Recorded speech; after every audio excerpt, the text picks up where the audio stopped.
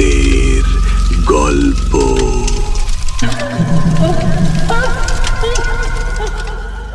গ্রামের আকাশে সেদিন ছিল রক্তচন্দ্র। চাঁদটা লাল, অস্বাভাবিক লাল। বয়স্করা বলতো রক্তচন্দ্র উঠলে পিশাচেরা ক্ষুধার্ত হয়ে ওঠে।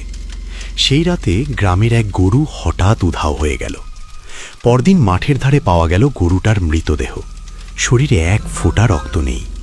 তারপর শুরু হলো পালা করে মানুষ হারানো।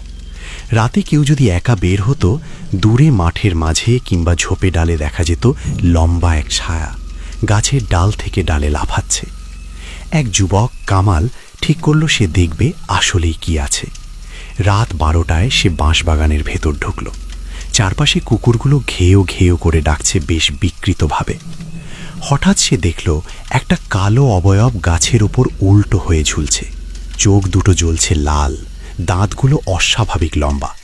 তারপর অস্বাভাবিক দ্রুত গতিতে নেমে এলো নিচে, কিন্তু পা মাটিতে ছোঁয় না।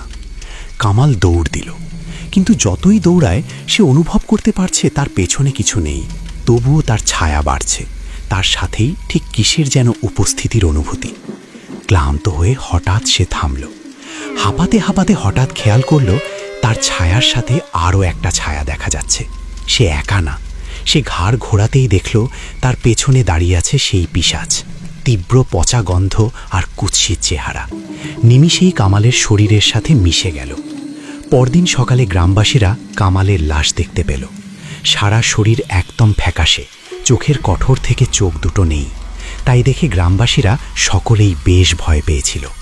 আর সেই গ্রামে গভীর রাতে মাঝে মাঝেই দেখা যায় অন্ধকার কুৎসিত ছায়া মাঠের মাঝে এক প্রান্ত থেকে অন্য প্রান্ত ছোটাছুটি করছে, অথবা খুব দ্রুত বেগে এক গাছের ঢাল থেকে অন্য গাছের ডালে লাফ দিচ্ছে। তাই সেই গ্রামের গ্রামবাসীরা কখনোই মধ্যরাতে নিজ বাসা থেকে একা বাহিরে বের হয় না।